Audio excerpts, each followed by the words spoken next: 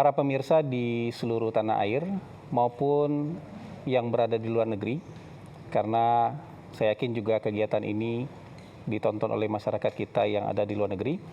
Kali ini kita bertemu kembali dalam acara Presiden Prabowo Menjawab.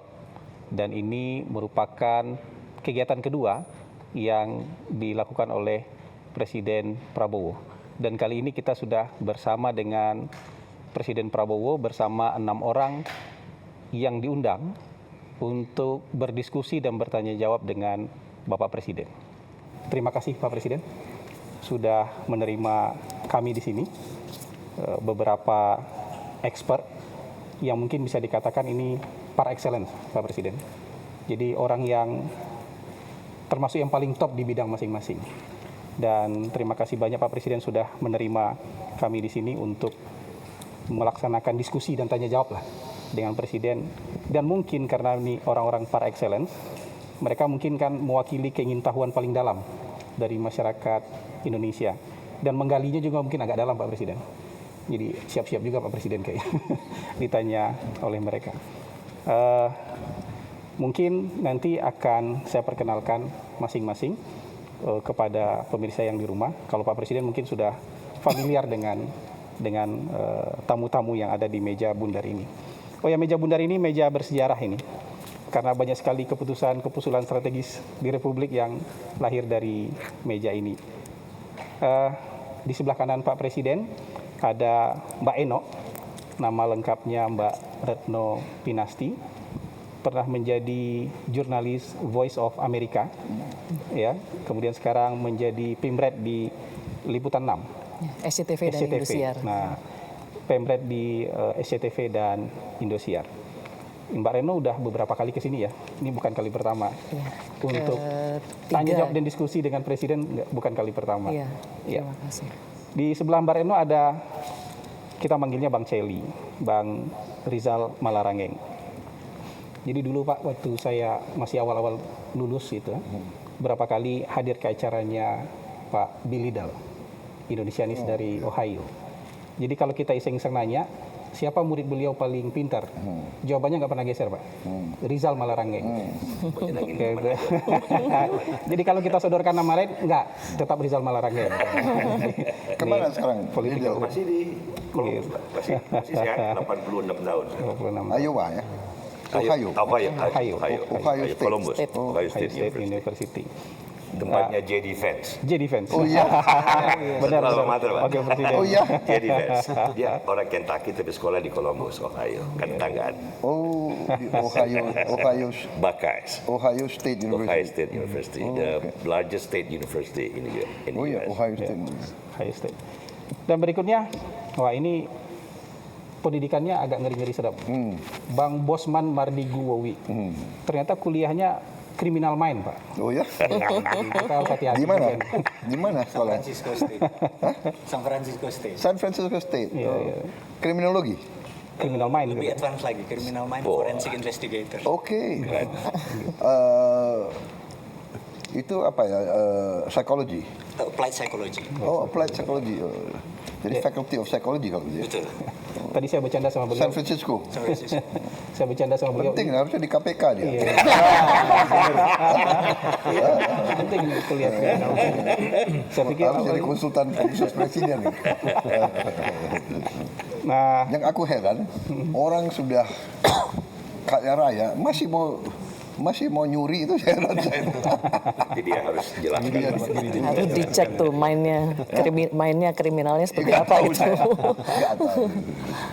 Izin Pak Presiden, Ya. saya lanjut.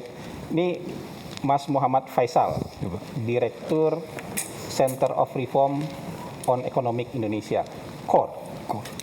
CORE ini, Direktur Eksekutif beliau sekarang. Jadi ini kritis-kritis juga ini Pak. Jadi Bapak harus siap juga kalau. Lulusan mana? Australia Pak. Australia. UQ ya. Queensland Uni. Queensland. PhD-nya di Australia. PhD di Queensland, Iya. Master di Melbourne Uni Pak. Oh, oke. Nah, Berikutnya, nah, Mbak Retno pernah di Amerika juga? Saya di Amerika sekitar 7 tahun. Oh, ini Tapi jadi- kalau sekolahnya Ini di pendidikan Inggris, barat Pak. semua nih. Tapi UGM dulu, Pak. UGM dulu. Pak Presiden, kalau ini pasti sudah sering lihat, tapi pemirsa, saya sebutkan aja ini Mbak Najwa Shihab. Sudah sering juga pasti ke sini, ya, berdiskusi sampai malam dengan Pak Presiden. Tapi walaupun sering ke sini, pertanyaannya katanya tetap tajam-tajam, Pak. Jadi nggak mau kendor. Sekolahnya di mana? Saya S1 UI, Pak. Hah? S2 saya di Melbourne Law School. Oh, mau Melbourne Law School. Jadi, Orang hukum. Dan terakhir, Produk asing. mantan Menteri Keuangan dan mantan Kepala BKPM, Bang Dede Khatib Basri. Sekarang lagi di Harvard, Bang ya? Iya. Sekarang lagi ngajar di Harvard. Ya mungkin nanti akan PhD-nya di mana, Pak? Saya dari Australian National University. ANU. Oke. Jadi inilah Pak, orang-orang yang akan berdiskusi dengan Bapak, bertanya segala macam hal, mungkin dari yang paling ringan dan sampai paling berat. Tapi Pak, saya juga pengen bertanya sama Bapak sebagai pembuka nanti. Supaya saya nggak kehilangan kesempatan bertanya juga Pak. Mungkin Bapak menerima sama Bapak. Nah, kalau saya pantau-pantau Pak, Bapak kan sudah bicara soal ketahanan pangan, ketahanan energi itu lebih dari 20 tahun. Dan pas perang seperti ini rasanya dapat relevansinya. Kalau dulu kan kayak masuk kuping kanan, keluar kuping kiri aja kita ketika bicara ketahanan pangan dan ketahanan energi. Dan ini juga pengakuan dosa Pak, mohon maaf Pak. Saya 2019 ikut bully Bapak dulu Pak, waktu Bapak bicara kita harus siap perang, dunia bakal perang. 2019 ya? Iya Bapak bicara itu. Oh, you di Fiak sana ya? Iya. Jadi saya pengakuan dosa dan okay. kayak tidak percaya, tapi ternyata 2022 ada perang, 2023 ada perang, 2025 ada perang, sekarang 2026 ada perang yang jauh lebih besar lagi. Nah, pertanyaannya, Bapak bicara dan berpikir soal ketahanan pangan, ketahanan energi itu karena memang memprediksi perang atau karena memang mazhabnya mazhab nasionalis gitu. Jadi lebih Enggak, kemana saya itu? kira mazhabnya mazhab akal sehat. Common sense and reality. Ya. Jadi saya tuh berpikir selalu mencari the basics, mencari esensi dari masalah. Itu nah, esensi kita bernegara, esensi kita hidup beradab, ya, peradaban manusia, human civilization. Pertama itu kan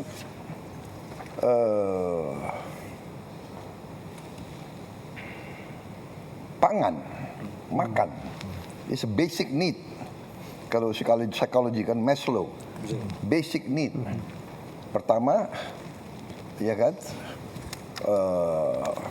aman dari ancaman cuaca, ancaman binatang buas, dan ancaman manusia lain. Baru kebutuhan air untuk minum, kebutuhan makan. Baru tingkatan-tingkatan lebih tinggi daripada kebutuhan. Jadi makan itu is very basic, very basic. Jadi kebetulan saya ini juga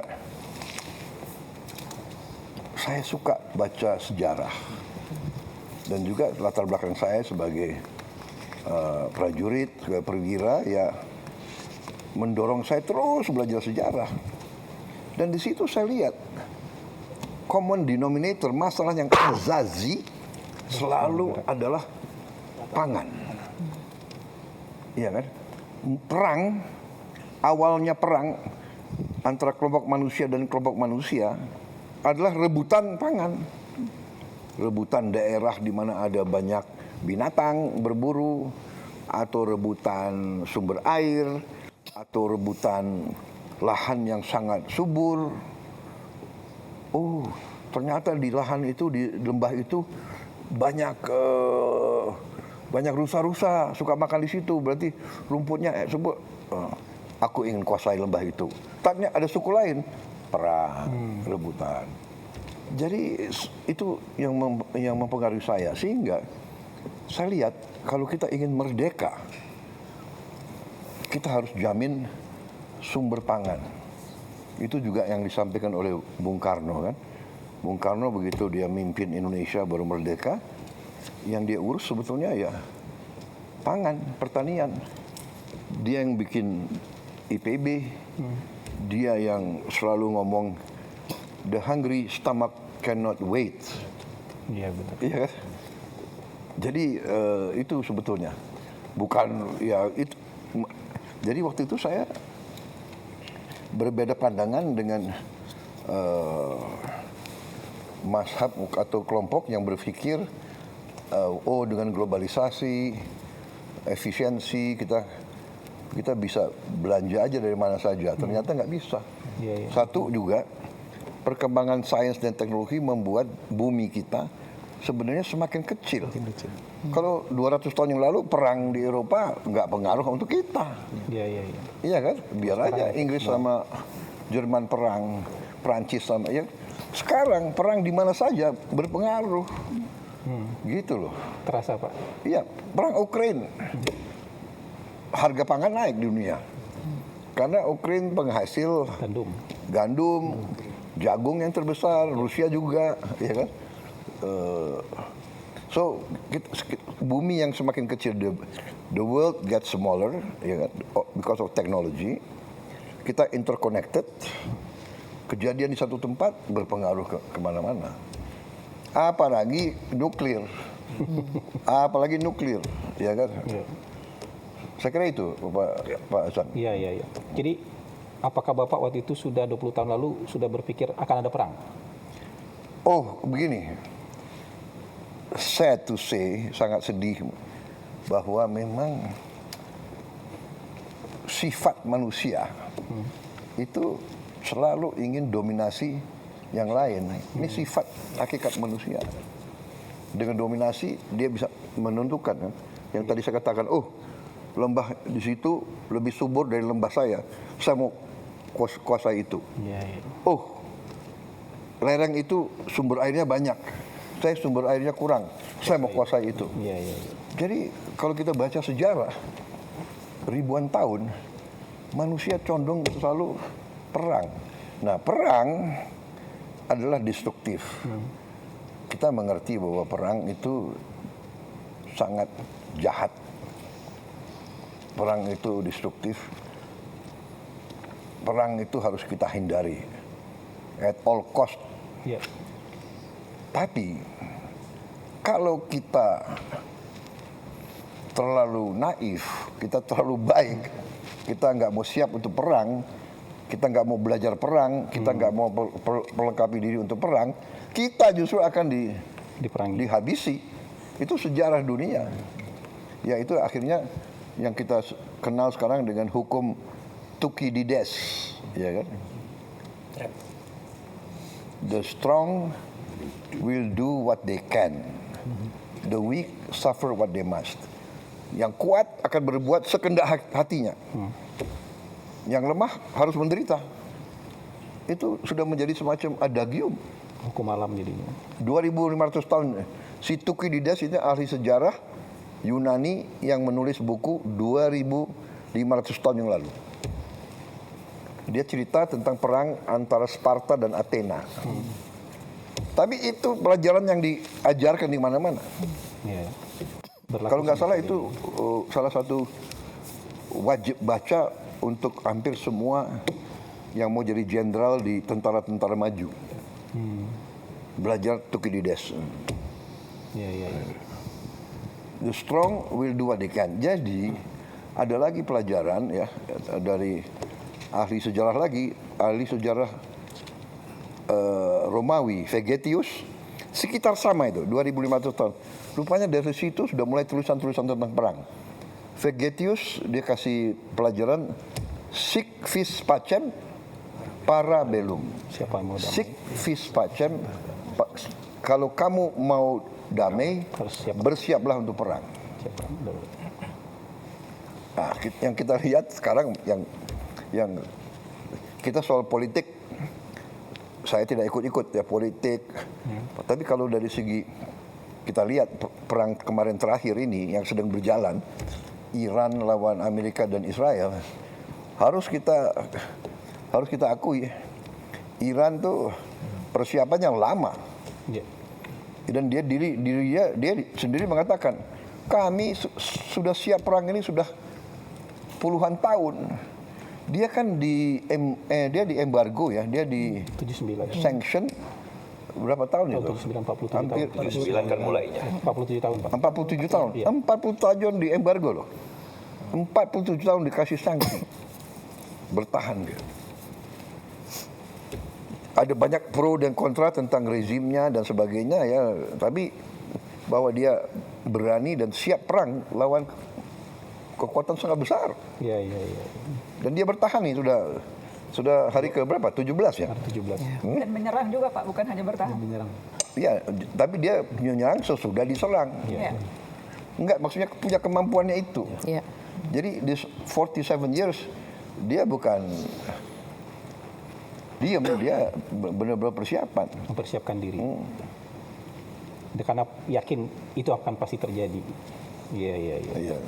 Bang Celi, ada yang mau ditanyakan Terima ke kasih Pak Prabowo? Pak Presiden bisa diterima bersama kawan-kawan mewakili teman-teman. Ya, saya terima kasih. Ini bagi saya kehormatan. Kehormatan Terima kasih. besar.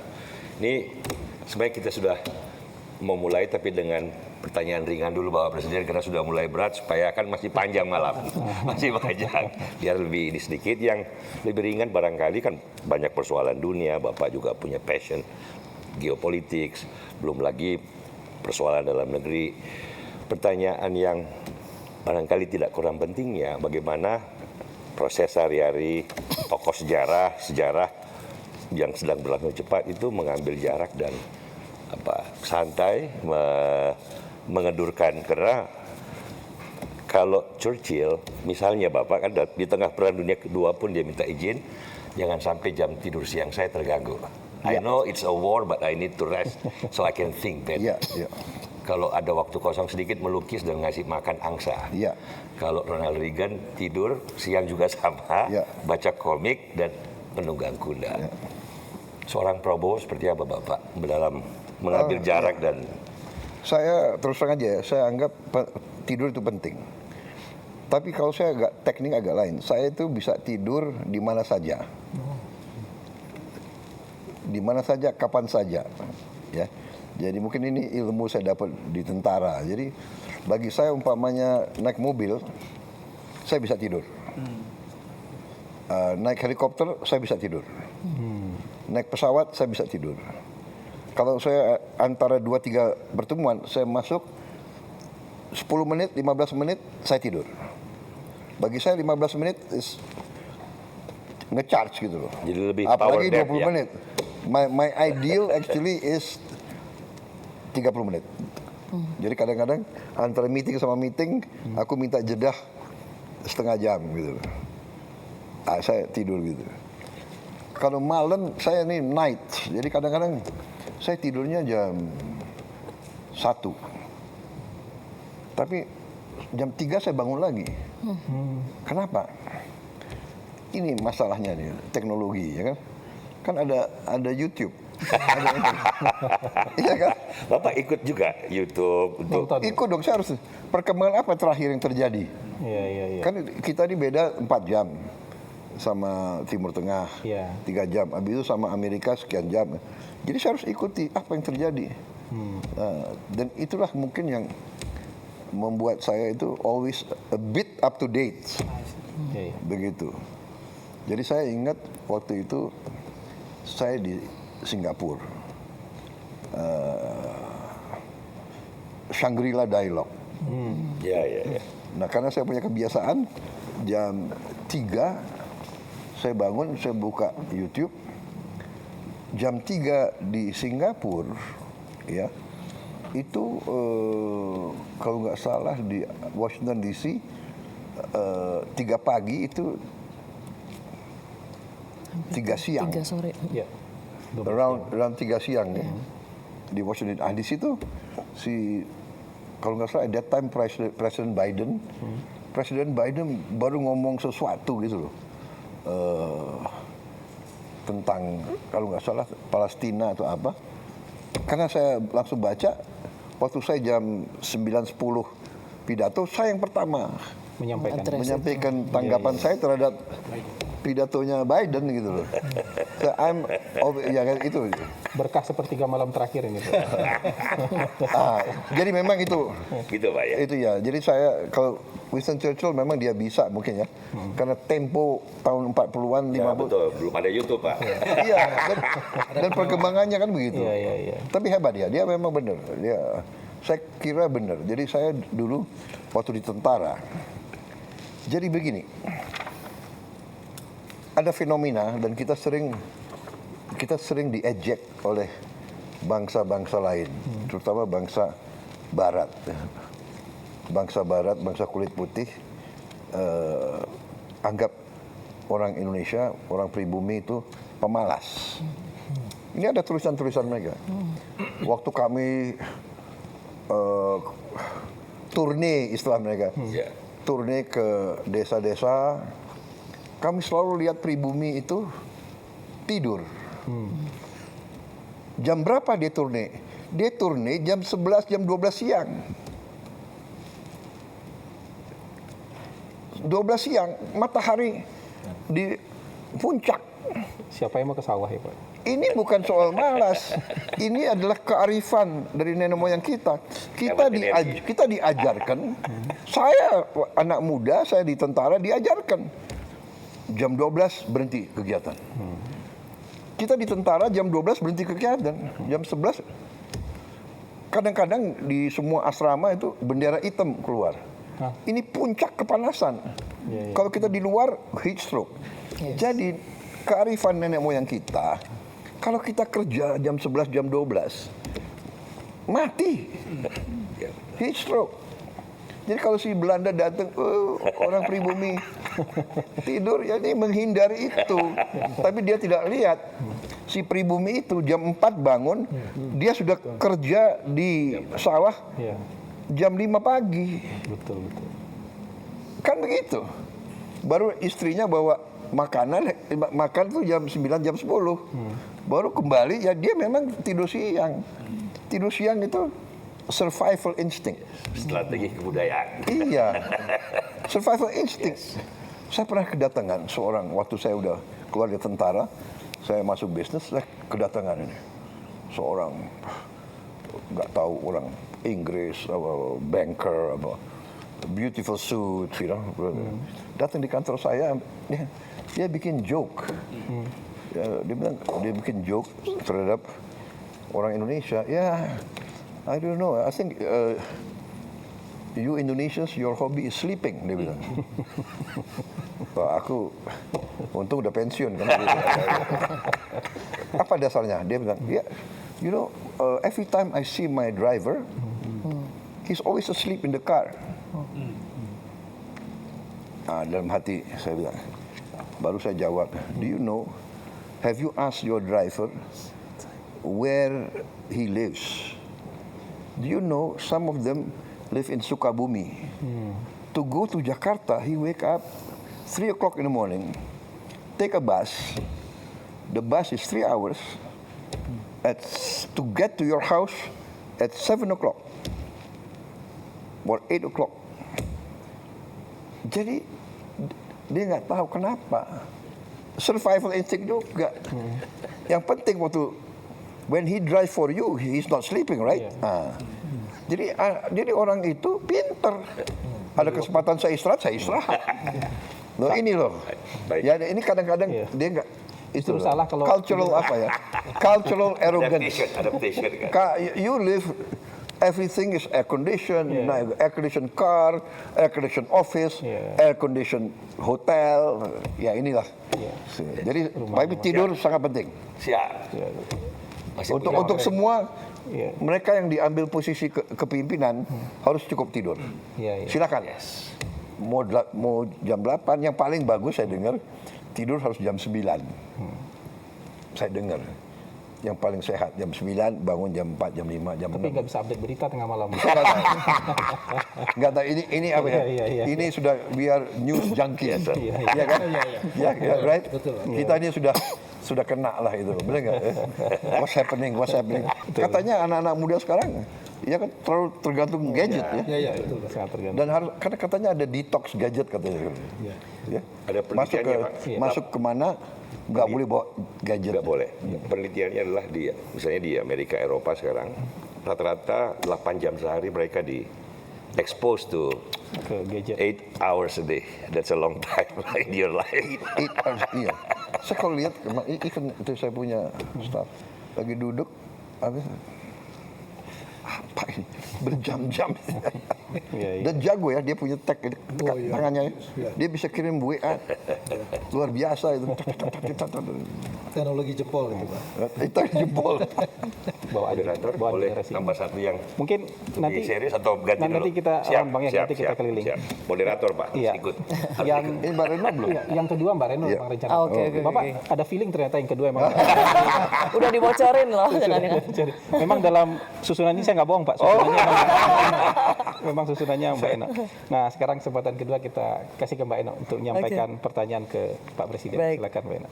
Mas Moderator, terima kasih. Iya. Pak Presiden juga terima kasih atas kesempatan diskusinya yang kesekian kali, sebuah kehormatan juga untuk saya. Waktu melihat pesertanya Pak, saya sudah terbayang ini pasti nanti topiknya akan banyak meng-highlight soal geopolitik dan soal ekonomi. Tapi itu saya serahkan Pak izin ke pakar-pakar yang hadir di sini.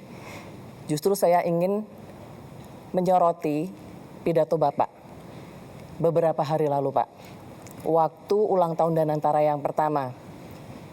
Waktu itu Bapak, ini saya ada kutipannya, memberikan statement, jangan main-main lagi dengan saya. Laporan palsu, laporan menyenang-nyenangkan supaya bisa akal-akalan. Saya kasih peringatan keras ya.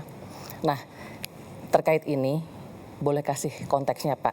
Ini kira-kira laporan palsu ini terkait apa, oleh siapa, seberapa sering, dan kira-kira bagaimana Bapak bisa sadar bahwa selama ini Bapak ada beberapa data yang palsu ya dalam laporan yang Bapak terima. Karena gini Pak, kesalahan data itu dalam laporan akibatnya bisa fatal. Bisa salah prioritas, Bapak bisa salah alokasi sumber daya juga, apalagi Bapak kan pemimpin militer ya. Setidaknya dulu pernah menjadi pemimpin militer, dan dalam militer itu kalau salah data itu taruhannya nyawa Pak. Nah pertanyaan saya, apakah Bapak siap, benar-benar siap Pak, untuk menerima laporan yang tidak menyenangkan? Itu yang pertama. Kemudian saya pengen tahu juga upaya-upaya apa yang Bapak lakukan untuk meng-cross-check kebenaran laporan-laporan yang Bapak terima. Apakah Bapak misalnya mencari second opinion, atau Bapak mencoba mencari fakta di lapangan, mungkin Bapak sidak, atau Bapak mungkin melihat keluhan-keluhan masyarakat di sosmed, atau mungkin ada rencana atau sudah ada mungkin Bapak membuka saluran khusus untuk pengaduan dari masyarakat barangkali. Dan apakah Bapak juga selama ini mencermati, tadi kan Bapak menyampaikan jam 3 memantau YouTube dan segala macam, mungkin kritikan-kritikan dari pengamat Pak, atau dari pers seperti kami gitu ya. Dan yang ketiga saya ingin tahu siapa teman diskusi Bapak. Karena gini Pak, apakah masih ada sosok-sosok non-birokrat ya Pak ya, yang selama ini menjadi teman diskusi Bapak, semacam West Wing lah katakan seperti itu. Apakah mungkin, saya nggak tahu apakah KSP masih menjalankan fungsi itu gitu ya, karena dalam pengambilan keputusan atau kebijakan biasanya untuk mematangkan itu perlu diskusi. Jadi saya ingin tahu siapa Pak yang memainkan peran devil's advocate selama ini untuk Bapak. Panjang ya Mas Moderator ya? 3 pertanyaan tadi ya.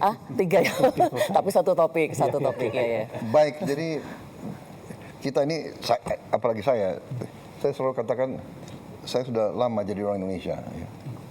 Jadi budaya ABS ini, asal Bapak senang, asal Ibu senang, laporan palsu ini sudah membudaya. Saya kira di semua institusi.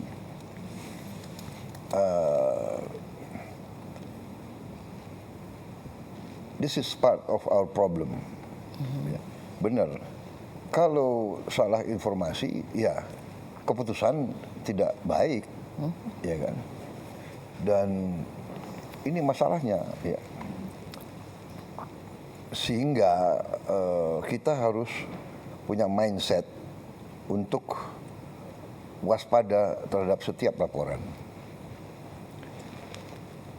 Dan benar, Mbak Retno, kita harus mau dan berani untuk menerima laporan yang paling tidak enak.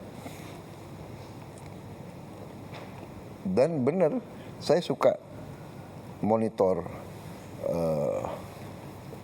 posting, podcast yang menyakitkan pun saya nonton.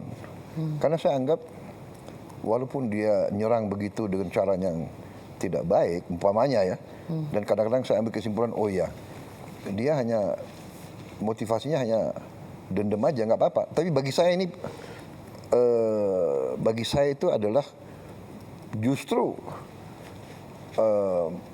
membuat saya lebih waspada.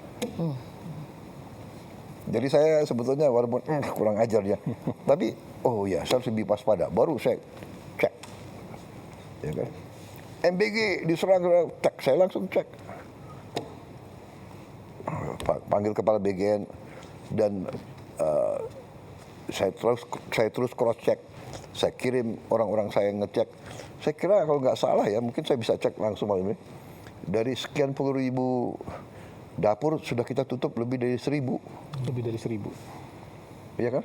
Iya benar, udah datanya ada ya, lebih dari 1.000. Ini saya punya wakil kepala, satu ibu ya, ibu Nani ya. Ini galak sekali dia. Ya, dia sidak terus kerjanya. 1.030 ya. Iya, datanya 1.030 Pak. Ada yang SP1, SP2 juga itu Pak. Total 1.200. Surat peringatan yang sudah disuspend 1.030. Nah, dan yang kita lakukan sekarang adalah sertifikasi. Jadi kalau dapur kamu mau survive lebih dari berapa bulan, kamu harus lulus sertifikasi kebersihan, sertifikasi keamanan makanan, dicek ke airnya gimana, ya airnya aman, airnya dimasak atau di apa tuh, kemudian omprengnya semua itu ada kriterianya. Mulai ada standarisasi. Oh iya, standarisasi. Dan kalau nggak beres, ditutup, disuspend aja, sudah terserah kau. Habis itu kita kasih nomor telepon bebas pulsa, siapapun boleh cek dan titik koordinat dari dapur itu diketahui oleh masyarakat sekitarnya. Jadi siapapun, ibu-ibu, orang tua, kepala sekolah, dia boleh masuk dan dia boleh komplain. Jadi memang laporan yang hanya bagus-bagus itu budaya yang tidak baik. Dan itu mungkin budaya Indonesia adalah mungkin niatnya baik, tidak mau menyusahkan pimpinan. Mungkin ya niatnya baik. Tapi jangka panjang. Contoh, saya kasih contoh ya mungkin contoh zaman saya di tentara. Saya waktu itu komandan Kopassus. Saya sudah jenderal kalau nggak salah ya. Saya inspeksi ke Batu Jajar, pusat pendidikan, yang saya dulu pernah jadi komandan. Saya lihat keliling-keliling, tahu-tahu di satu titik saya lihat di situ ada helikopter dari jauh. Helikopternya latihan fast roping, turun dengan tali. Naik turun. Suatu saat helikopternya berhenti. Berhentinya agak lama gitu. Saya tanya komandan yang di situ, itu kenapa helikopter berhenti? Oh, break Pak untuk makan. Udah kan, break untuk makan kan. Jadi saya nggak tanya lagi. Besoknya saya di Cijantung, saya terima di situ kan selalu di tentara itu ada laporan harian. Jadi kalau hari Selasa hari ini atau laporan hari Senin, dikasih laporan di batalion ini terjadi ini, saya dapat laporan di pusat pendidikan pasukan khusus Batu Jajar pada jam 13.08 telah terjadi kecelakaan dari helikopter gini-gini. Oh ini yang saya di sini waktu itu. Tapi nggak dikasih tahu. Tapi nggak dikasih tahu. Oh, Anda ngerti? ya, paham. Apa yang Bapak lakukan waktu Niatnya, saya telepon ke komandannya. Kenapa kok nggak laporan? Nggak enak komandan. Nanti komandan. Kan begitu. Niatnya. Tapi menurut saya, kamu lain kali jangan ya. Kasih tahu apa adanya. Mungkin saya bisa bantu, saya bisa apa. So, ini masalah. Jadi saya karena itu kemarin tuh di Nantara, laporan pertama, Pak, 1 tahun hasilnya bagus, begini. Saya kejar dia, you laporan benar nggak? You jangan, ngerti nggak? Jangan nyenengin saya. Ini saya pegang loh. Saya ini sekarang bertanggung jawab atas Danantara. Enggak Pak, begini bisa ya? Saya bisa audit ya. Siap Pak. Itu dasarnya saya ngomong begitu. Ya kan? We have to have a new culture. Culture ini harus walaupun sakit, pahit, we have to face reality. Kita harus realitas lah. Dan kita harus siap terima tidak baik, kita harus siap dimaki-maki, kita harus siap dicurigai, nggak apa-apa. Saya belajar banyak. Seorang pemimpin yang baik tidak boleh takut menghadapi kesulitan. Kalau pemimpin yang unggul, lihat kesulitan, harus dikejar kesulitan itu. Rush to the problem. Hadapi. Solve the problem. Nah itu. Berarti kritikan dari pers atau dari pengamat nggak masalah ya Pak? Karena tempo hari Bapak sempat ini nih Pak, katanya pengamat ada beberapa yang mau, apa ya itu istilahnya? Enggak, jadi gini. Yang di... Iya, pengamat itu semua kritik itu baik dan membantu. Tapi ada orang yang kritik dengan niat motivasi yang nggak baik. Ngerti nggak? Dia kritik justru untuk menimbulkan kebencian. Atau kecurigaan atau kecemasan. Nah, ini menurut saya it's not good. It's not good. Ya kan? Satu, niatnya apa? Motivasinya apa? Ya kan? Kalau motivasinya evil, niatnya tuh niat jahat aja, itu nggak baik. Ya, ngerti nggak? Ya kalau kritikan berdasarkan suatu fakta, suatu fenomena itu baik, bagus. Contoh yang saya anggap informasi dari lapangan, justru dari anak-anak. Suatu saat saya kaget itu. Tahun berapa? Mungkin 1 tahun yang lalu. Saya dikasih lihat, Pak, ini ada anak-anak di Nias. Ini saya ingatin nama, ternyata baru saya tahu. Coba ada suaranya nggak? Dia teriak, nama saya dipanggil, coba. Kami keseringan dihambat banjir di saat kami pergi ke sekolah. Dan kami mohon kepada Bapak untuk membangun jalan kami ini. Karena kami tersiksa kalau kami pergi ke sekolah. Anak-anak kita tiap hari masuk sungai basah, duduk di kelas basah, pulang kembali basah. Dia nyawa loh itu, nyawa itu. Semua terjun, kita kerjakan ini. Dibangun di Batak ya waktu itu. Anak-anak kita teriak, kita harus jawab.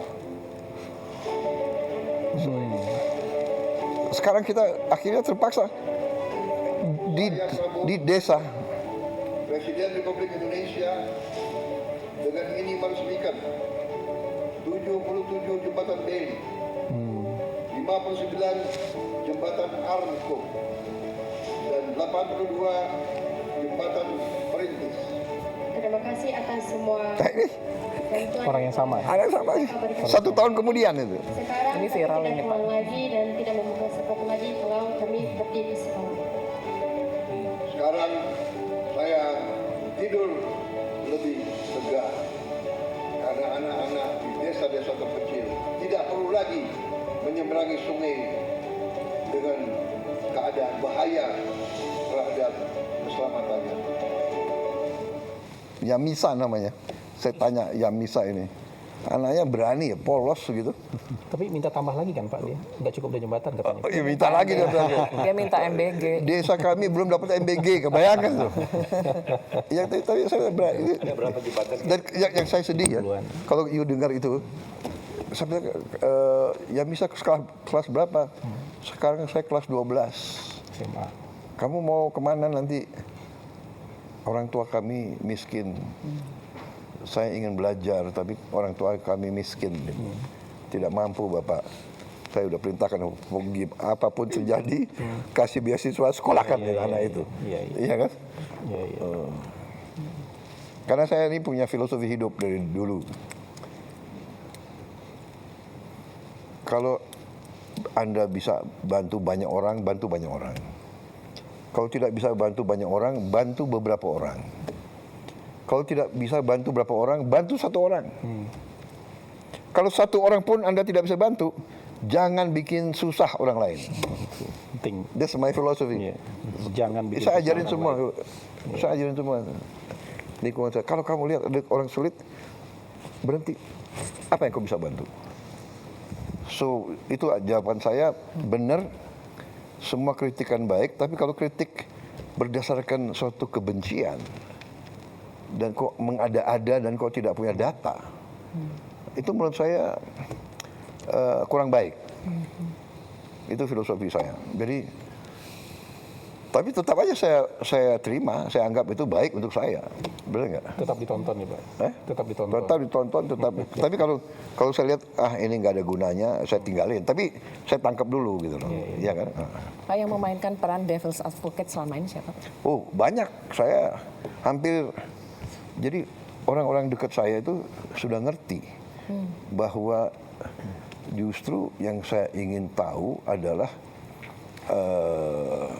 tadi suatu alasan, suatu reasoning yang menyanggah gagasan saya.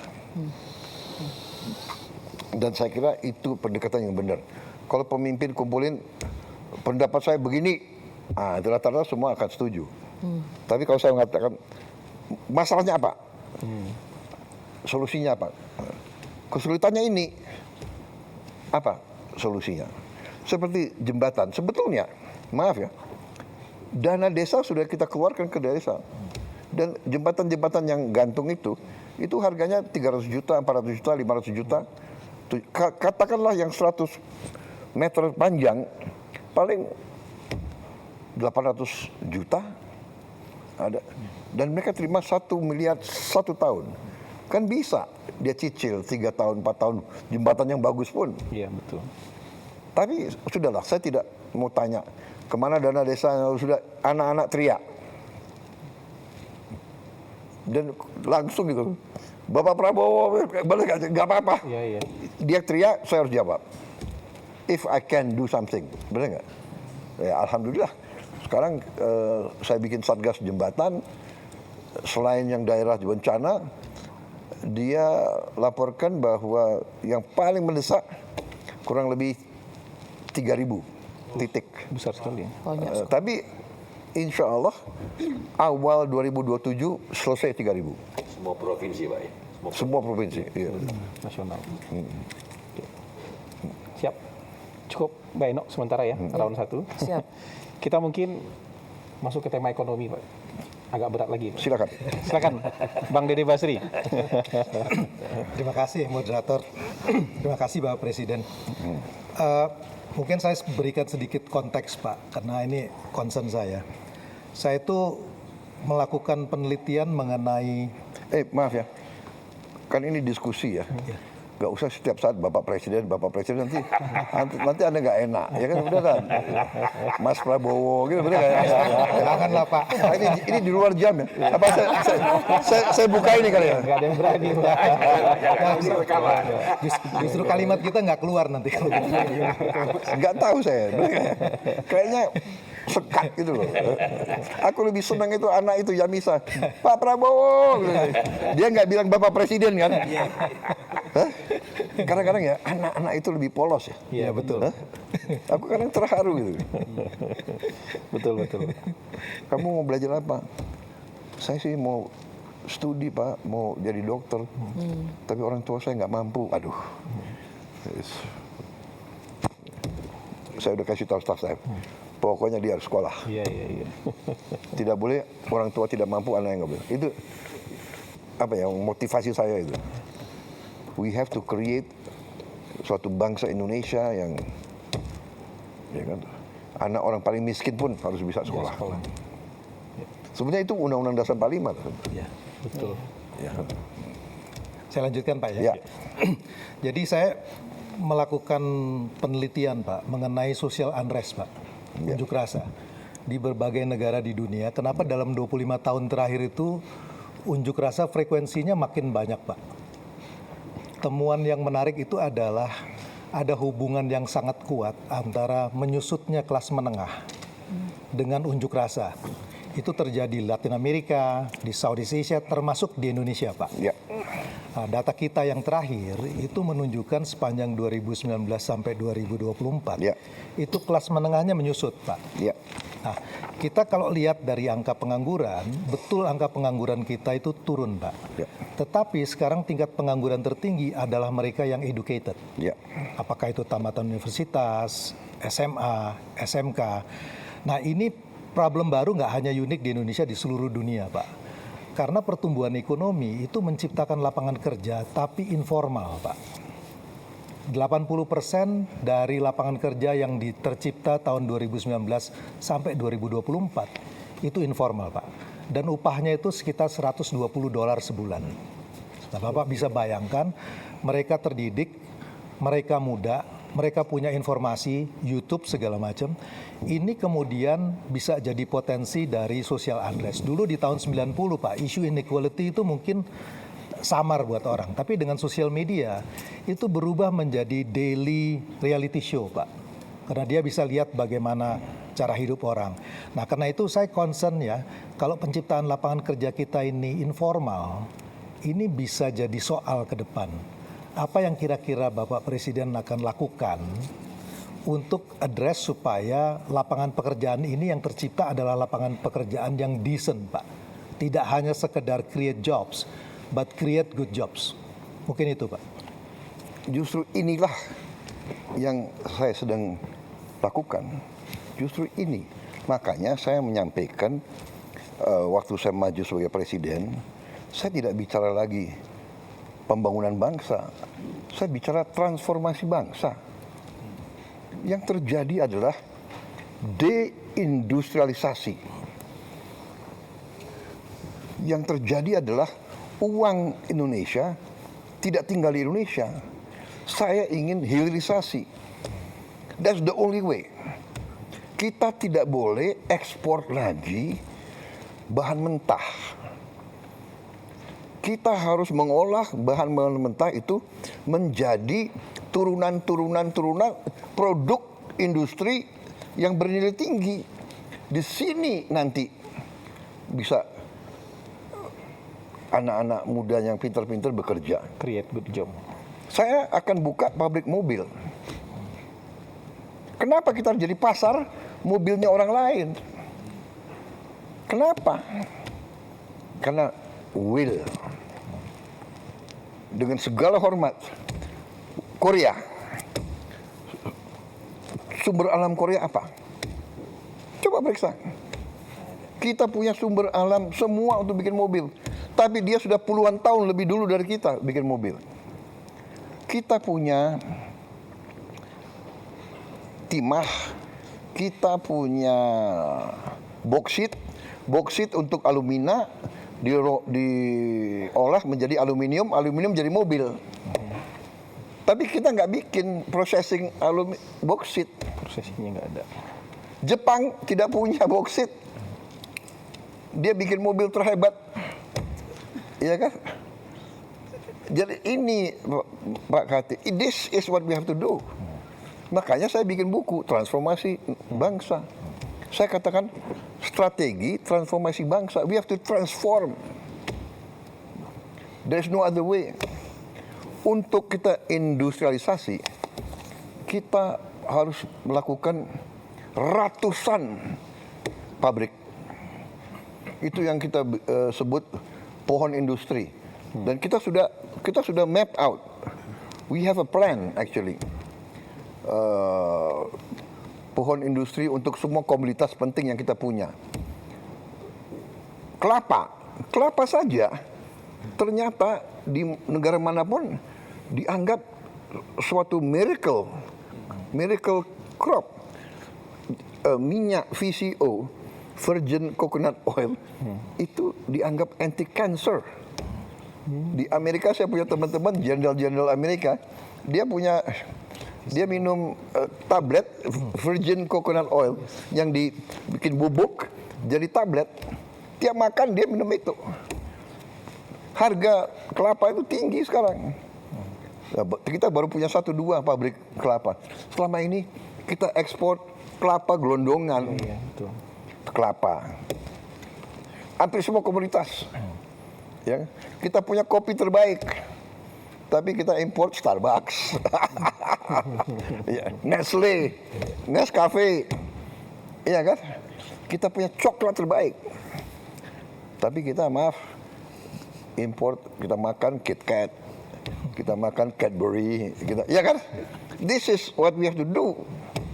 Jadi justru ini jawabannya adalah industrialisasi. Yang sekarang ini is actually to win time. To win time. Win time adalah kita harus hilangkan kemiskinan. Bahwa kelas menengah turun, saya yang ungkapkan. Saya ungkapkan di mana-mana. Itu yang menohok saya.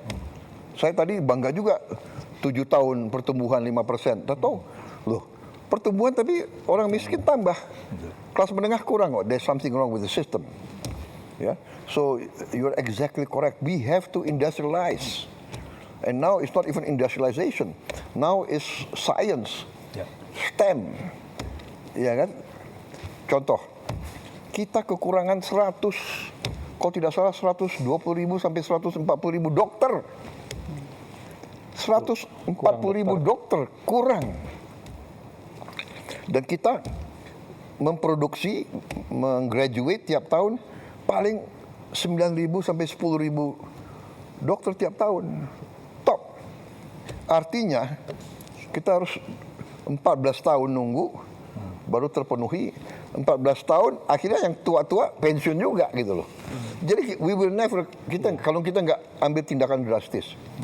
Makanya rencananya saya mau bangun 10 universitas baru dengan 10 fakultas kedokteran baru dengan 10 research rumah sakit baru. Untuk mempercepat ini.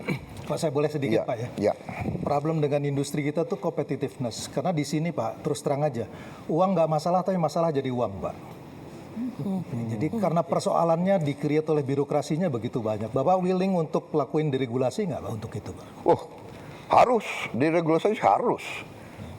Saya sudah deregulasi gila-gilaan mungkin. Yuk tanya aja. Masalah pupuk ya. Masalah pupuk. Saya menemukan ada 145 peraturan. Ini contoh ini. Ini salah satu yang harus kita. Salah satu prestasi pemerintah saya ya. Antara lain ini penyaluran pupuk 145 peraturan, ya. Jadi ada 41 undang-undang, 23 peraturan pemerintah, 6 peraturan presiden, instruksi presiden. Di Kementerian Pertanian ada 11 peraturan, Kemendak 6, pokoknya totalnya 145, ya. Jadi dari pabrik yang miliknya negara sampai ke petani itu kalau tidak salah harus ada berapa belas tanda tangan. Gubernur harus tanda tangan. Pertama harus ada, kalau tidak salah harus ada 14 kementerian tanda tangan. Baru gubernur tanda tangan, baru bupati tanda tangan. Jadi ini pupuk yang kita subsidi nggak sampai ke petani. Bahkan jadi penyelundup, diselundupkan kemana? Petani juga bingung, di mana saya akhirnya nangis-nangis. Kita hilangkan 145 peraturan dari pabrik langsung ke Gapoktan. Kelompok tani. Nggak usah pakai kartu-kartu, pakai KTP bisa beli. Surat sudah. Jadi deregulasi sangat penting. Ini semua dan akal-akalan ini, birokrasi ini akal-akalan. Sudah kita kurangi undang-undang, kita sudah perbaiki undang-undang, kita perbaiki ini peraturan presiden. Dia akal-akalan, dia bikin lagi apa namanya peraturan teknis. Pertek. Akal-akalan lagi nih Pak. Ini aduh. Boleh klarifikasi Ya. satu nggak Bapak? Ini penting banget tadi. Satu aja klarifikasi ngikut. Tadi kan Bapak bilang industri mobil baru ya. Kan selama ini salah satu yang cukup berhasil industri mobilnya kan misalnya Toyota Kijang, Innova, itu kan komponen dalam negerinya lumayan banyak Bapak. Kan dibuat di Indonesia, Avanza bahkan kita ekspor. Apakah ini kita akan perkuat atau you are going to create something totally new? Ini kan sudah ada Ya kan sejarah. gini ya, Toyota ini kan masih belum mau ke arah listrik. Oke, yang listrik Bapak ya. Listrik. Ekosistem baru. Ya. Nah, saya ingin total listrik. Kenapa? Dan saya ingin listriknya itu dari solar, dari matahari. Kenapa? Justru menghadapi ini. Kalau kita mau pakai mobil combustion engine, apa mobil bensin atau solar, masih tergantung lagi kita impor gitu loh. Jadi industri mobil dengan ekosistem baru ya, bukan yang Mobil sama motor. ya. Kita udah bikin simulasi. Waduh, savingsnya luar biasa. Ya. Jadi saya kalau strategi kita benar, will kita ada, insya Allah kita bisa hidupkan lagi industrialisasi. Ini berpikirnya Ya, nggak cuma saya- 1-2 langkah ini. Bapak nggak mikir 1-2 langkah ini, mikirnya harus 100 langkah ini. Enggak, saya tadi boleh 100 langkah, tapi intinya what is the basic problem? The root of the problem, apa akar masalahnya apa? Nah, itu yang kita atasi. Beliau oke, benar. Kita butuh good quality jobs for the educated. But we also need massive jobs for the common orang-orang biasa yang ingin hidup dengan baik. Kan itu yang harus kita juga. Jadi that's why kita terpaksa ya, menurut saya kita terpaksa multi front. Semua sektor harus kita kerjakan serentak. Memang berat, memang banyak orang mengejek kita. Indonesia nggak mungkin berhasil, tapi saya optimis, saya yakin kita akan berhasil. Itu bedanya itu. Kalau kita yakin berhasil, insya Allah berhasil. Nah, itu pengalaman saya gitu, ya kan? Tapi everything berdasarkan realita, ya kan? Fakta. Realita. Kalau kita nggak punya apa-apa, kita punya semua kok. Masalahnya kita tidak mampu manage, itu aja. Sekarang kita harus ubah. Makanya tadi itu salah satu ya, semua permainan-permainan yang tidak benar harus kita tinggalkan. Ya. Ekonomi lagi Pak. Silakan. Mas Faisal. Mau bicara apa? Mau bicara seni pun boleh. Ekonomi dulu. Mau bicara sepak bola aku paling suka. Iya. Mas Faisal, silakan Mas Terima Faisal. kasih Bang Moderator. Terima kasih Pak Presiden, Pak Prabowo. Ini pertama kali saya diundang ke sini berdialog langsung dengan Bapak. Sebetulnya tadi ketika Pak Prabowo menyebut masalah industrialisasi dan hilirisasi, sebetulnya saya mau bertanya soal itu karena kami di KOR banyak sekali melakukan kajian kaitannya dengan industri, termasuk EV tadi dan juga ke daerah-daerah smelter, Pak. Tapi sepertinya untuk yang round pertama ini saya ingin menanyakan tentang yang sedang hangat dibicarakan sekarang. Jadi dampak daripada perang terhadap ekonomi domestik kita, Pak. Kita tahu harga minyaknya kan sudah sempat beberapa kali menyentuh $100 per barel.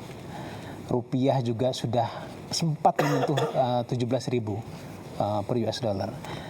Jadi dari hitung-hitungan kami sendiri di Korpa, memang kalau dalam waktu yang panjang ICP harga minyak dunia itu di atas $80 per barel dan nilai tukar rupiah di sekitaran 17.000, memang dampaknya ke pembengkakan subsidi energi itu bisa lebih dari 100 triliun tambahannya saja, Pak. Itu artinya kalau dibandingkan persentase terhadap PDB berarti sudah tembus 3%. Nah, saya mendengar dari media bahwa Pak Prabowo ingin menahan itu, bahwa defisit APBN tidak tembus 3%. Tapi pertanyaannya bagaimana, Pak? Karena concern kami kalau seandainya menahan 3% itu dilakukan dengan efisiensi yang caranya sama dengan tahun lalu 2025, kita sudah saksikan sendiri, Pak, bagaimana dampaknya. Saya ketemu dengan banyak pelaku. Dampaknya bagaimana? Termasuk di daerah, Pak. Di daerah, kalau Bapak ingat ada gejolak di Pati, gejolak di beberapa daerah yang lain, itu karena susah untuk mencari jalan keluar bagi daerah untuk terpaksa mereka menaikkan pajak karena transfer ke daerah kan dipotong, Pak, karena efisiensi juga.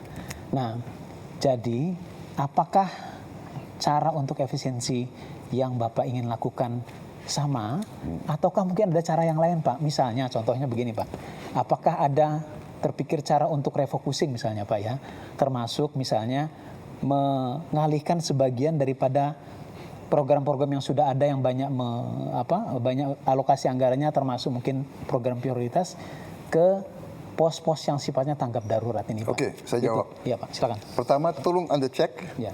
transfer ke daerah mana yang dipotong dan mana yang tidak dipotong. Ya, kalau tidak salah yang dipotong juga yang bersifat tidak produktif.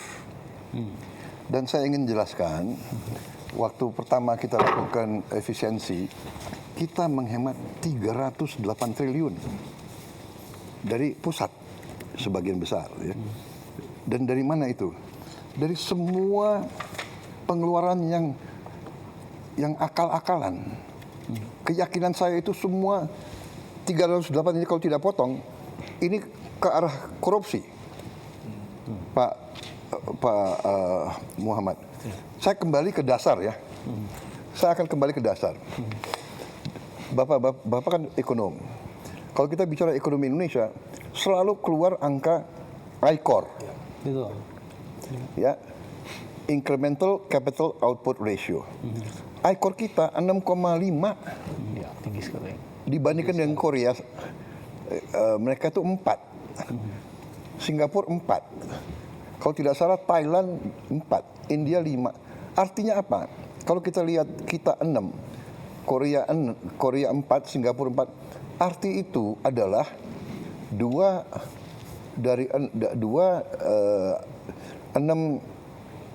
per 6 kan 2/3. Ya. Jadi kita ini, kalau angka itu artinya kita 30% lebih tidak efisien dari Thailand, Malaysia, Filipina apalagi, Vietnam apalagi. Vietnam 3,6, Filipina, saya mau tanya. 2 kali lipat tidak Ya, efisien. saya mau tanya, ya, Pak Muhammad, kita bedanya apa sama orang Filipina? Kita rasnya apa? Apa kita lebih bodoh? Kita lebih tidak efisien. Kalau saya pakai ini sebagai dasar, artinya saya datang mendekati APBN kita yang 3.700 triliun, which is 230 miliar dolar. Pertama saya sudah lihat, ini 30% dari 230 itu 75 miliar dolar. Tidak efisien ini. Dan saya sudah buktikan, dengan efisiensi saya bisa menghemat di awal 308 triliun. Itu sama dengan 18 miliar dolar. Masih banyak yang bisa kita hemat, Pak Muhammad.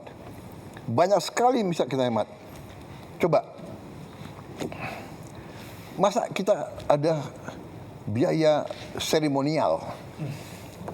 Tiap kementerian, tiap badan, di seluruh eselon Indonesia itu ada biaya untuk ulang tahun. Saya bilang sudahlah, seremoni hanya di ruangan, potong tumpeng, ya kan? biaya percetakan dan souvenir kita potong 75%. Pembelian alat tulis kantor kita potong 90%. Tiap kantor selalu beli alat tulis, beli buku, komputer hampir tiap tahun. Sewa gedung, peralatan, rapat seminar sejenis. Sudah ada kantor kementerian, semua pejabat maunya rapat di luar daerah, Berkota. Betul. di luar kota. Ada yang mau di Bali, ada yang mau kajian-kajian, analisa-analisa, saya bilang masalahnya sudah jelas kok, masalah kemiskinan, kesenjangan, lapangan kerja, iya kan? Jembatan anak itu teriak, Pak Prabowo, tiap hari kami basah. The problem is there. Jadi saya lihat dengan penghematan yang pasti ke korupsi. Nah, ini di awal, di akhir tahun pertama pemerintahan saya, Menteri Keuangan melapor, Pak, kita masih ada sisa sekian ratus triliun juga. Itu contoh ya. Jadi menurut saya kalau kita hadapi krisis, ya semua upaya kita pelajari, ya kan? Pertama kita harus turunkan konsumsi. Ya kita bisa turunkan konsumsi. Saya lihat negara-negara lain, umpamanya lagi mikir hari kerja jadi 4, dari 5 jadi 4. Ya, Filipina, Pakistan sudah. Kemudian work from home, bekerja dari rumah. Waktu COVID kita lakukan, cukup berhasil. Ya, saya kira kita bisa lakukan itu juga. Mungkin 75% karyawan dan pegawai bisa kerja dari rumah. Sekarang ada Vicon, ada banyak teknologi. 30 tahun yang lalu nggak ada, itu satu. Kita juga bisa, sebagai contoh tadi ya, work from home, kita juga bisa, umpamanya, satu mobil nggak boleh ditumpangi satu orang. Di negara-negara lain juga, satu mobil minimal 4 orang. Ya kan? So, banyak cara. Jadi, maaf ya, ada yang dramatisasi penghematan itu. Enggak, kita tidak kurangi biaya pendidikan apapun, kita tidak kurangi. Kita tidak kurangi biaya operasional, kita tidak. Justru maaf ya, kita buka-bukaan aja. Saya berani, jangan nantang-nantang pemerintah pusat, ya kan? Banyak biaya yang harusnya dilaksanakan oleh kabupaten dan provinsi tidak dilaksanakan. Contoh tadi jembatan desa, rakyat harus teriak, presiden harus turun tangan. Padahal maaf, ada dana desa. Kemana dananya di bupati? Kemana gubernur? Tapi oke lah, saya ambil alih tanggung jawab. Ya, jadi kita ini harus terbuka, kita harus fair. Banyak pejabat itu terlalu banyak, menurut saya ya tidak efisien. Anda lihat sendiri, kita buka-bukaan ya. Ada kabupaten, apa kabupatennya? Pemerintah daerah, dia beli mobil dinas gubernur berapa? 8M. Ya, provinsi. Ya, ada tuh provinsi. Provinsi. Kaltim. Hah? Gubernur. Saya presiden di Republik Indonesia, saya pakai mobil mau buatan Indonesia. Iya kan? Harganya 700 juta itu. Mungkin karena ini presiden ya, ada apa namanya? Anti peluru, mungkin harganya 1M. Tapi tidak 8M. Coba kita selidiki semua. Efisiensi, habis itu kunjungan kerja. Sudahlah, itu yang kita minta, kesadaran, rasa tanggung jawab, ya kan? Bupati, kerja untuk rakyatmu. Gubernur, kerja untuk rakyatmu, ya kan? Itu yang kita minta. Jadi krisis ini ya kita akan sesuaikan. Dan dengan ini ya, krisis ini memang kita harus waspada, tapi kita banyak langkah yang kita lakukan, dan kebetulan juga ya kita berada dalam posisi yang agak lebih baik dari negara lain. Satu, kita sudah kontrak ya. Untuk tahun ini kan kita sudah punya kontrak-kontrak. Dan sebagian kontrak-kontrak itu justru bukan dari daerah situ. Kita dari Afrika, kita juga dari Amerika. Gitu. Ya, harga itu kita ambil rata-rata 1 tahun. Ya. Tapi benar, kalau perang ini berjalan lama dan harga di atas 100, kita harus benar-benar lakukan langkah-langkah. Nah, tapi ini juga akan mempercepat strategi kita. Dari awal strategi saya, swasembada pangan, swasembada energi, swasembada air. Air kita cukup, alhamdulillah. Banyak negara di Teluk itu Air aja nggak ada. Ini. air aja nggak ada. Ya, Saudi Arabia tidak punya air. Dia hidup dari desalinasi. Air laut. Dari instalasi desalinasi harganya 1 miliar satu. Dia punya nggak tahu 7, 8, 10 saya tidak tahu. Tapi kalau musuh dia lawan dia Ngebom. menghancurkan itu 7, 8 dia very bad trouble. Bahrain, Qatar, UAE sama juga. Tidak ada air. Even Iran air susah. Kita tinggal air kita manage. Kadang-kadang kelebihan air. Iya kan? Karena kita tidak mau kita sebetulnya ya sudah ribuan tahun tahu kok kalau hujan pasti banjir. Iya, iya. Tapi kita ya kan ini kita harus bangun sekarang ya. Kita harus waspada, kita semua eselon. Alam yang begitu baik dari Yang Maha Kuasa, jangan kita santai everything. Kita harus bangun. We have to be tough. Jadi ini wake up call. Tapi ini akselerasi. Jadi saya berniat, saya sudah kasih keputusan politik dalam waktu yang sesingkat-singkatnya, paling lambat 2 tahun kalau bisa, kita harus punya tenaga surya 100 gigawatt. 100 gigawatt. Ya. Nah, kita sekarang sudah bisa produksi sekitar, kalau tidak salah ya, 11 gigawatt dari dalam negeri saat ini. Kita masih punya pembangkit listrik tenaga diesel sebesar 13 gigawatt. Jadi ini harus kita tutup. Tidak boleh lagi ada listrik dari diesel, terlalu mahal. Jadi saya kira dalam waktu dekat 13 gigawatt bisa kita adakan. Jadi very soon kita tidak akan pakai diesel, solar untuk listrik.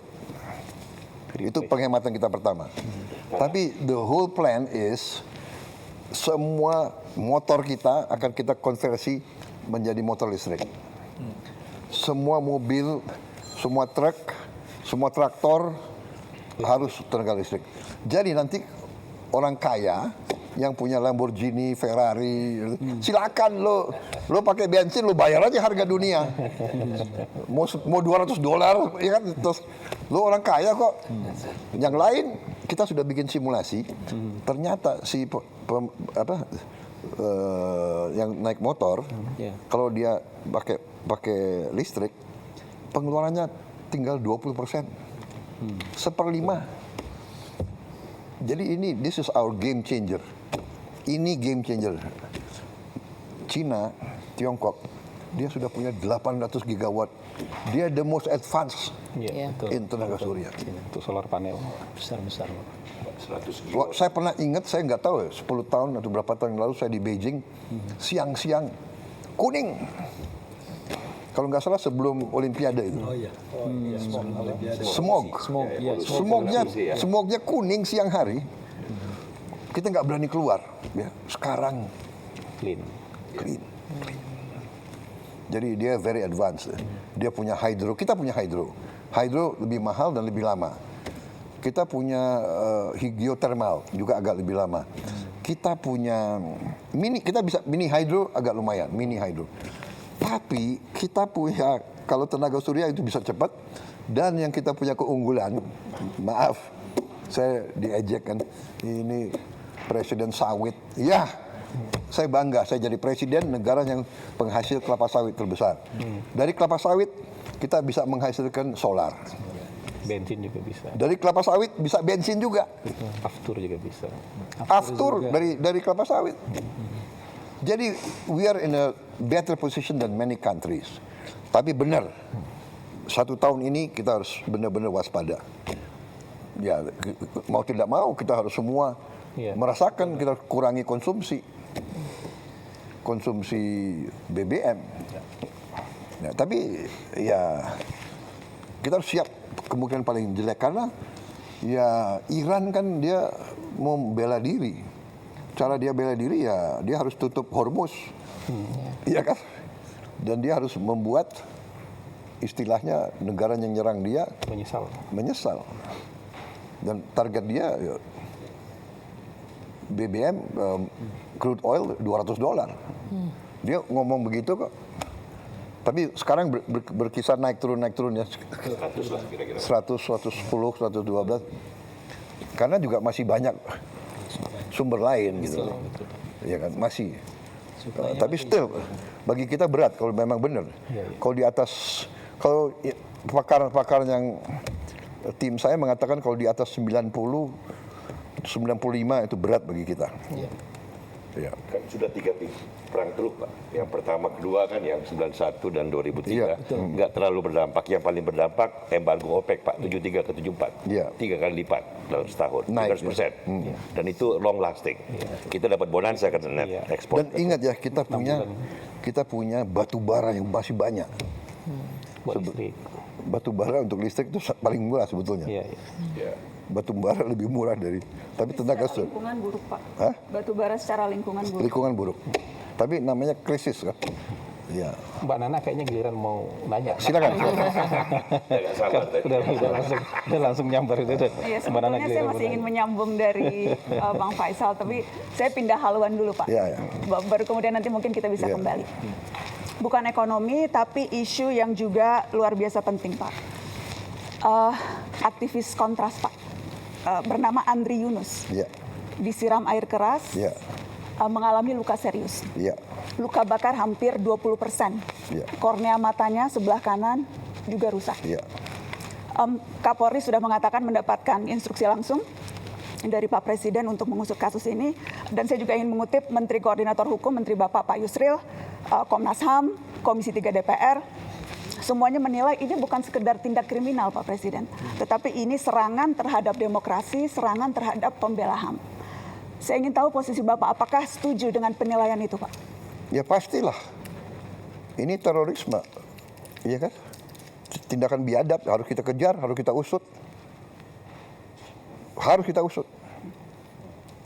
Sampai ke bukan hanya pelaku lapangan, tapi apakah siapa yang nyuruh, siapa yang nyuruh, siapa yang bayar. Termasuk apabila ternyata yang melakukan itu aparat negara Pak? Ya jelas dong. Yang berseragam? Tidak akan dilindungi, tidak akan ada impunitas? Tidak akan. Bapak menjamin itu Pak? Saya menjamin. Tapi sebaliknya, kalau ini provokator yang bukan dari pemerintah, bukan dari aparat, jelas kita harus usut kok. Ya. Pola yang terjadi selama ini, kasus-kasus teror itu berulang dan tidak pernah terungkap sampai yang memberikan perintah, sebatas di pelaku lapangan. Spesifik Pak, saya mau menyebutkan, ini yang terjadi selama setahun terakhir Pak. Ada yang tadi Bapak sebutkan, wartawan Tempo, Francisca Kristi Rosana, ada Tio Ardianto, ada Ramon Doni Adam, ada Firindian Aurelio, ada Sheryl Anavita, ada Iqbal Damanik, ada Zainal Arifin Mohtar. Latar belakang mereka Pak Presiden semuanya beragam, tetapi kesamaannya adalah semuanya kritis menyampaikan pandangan di muka publik. Apakah Bapak bisa memahami ada kekhawatiran yang muncul bahwa ruang aman untuk bersuara menjadi semakin menyempit Pak? Anda merasakan? Apakah dibandingkan dengan banyak negara, apa kita batasi nggak? Ada yang merasakan, coba lihat, kita batasi nggak? TikTok, fake news, hoax, kebohongan yang disiarkan tiap hari. Coba Anda lihat, coba bandingkan sama negara lain. Karena yang terjadi adalah dampaknya yang kita lihat Pak. Mereka yang bersuara kritis. Iya, mendapatkan tapi kadang-kadang intimidasi. ada orang, Mbak Nana, kita ini bukan anak kecil, kita sudah hidup lama. Kadang-kadang kan ada peristiwa yang justru dibuat seolah, Anda ngerti ya? Itu namanya provokasi. Itu ada di buku Mbak Nana, ada di buku intelligence, ada itu. Itu namanya false flag operation.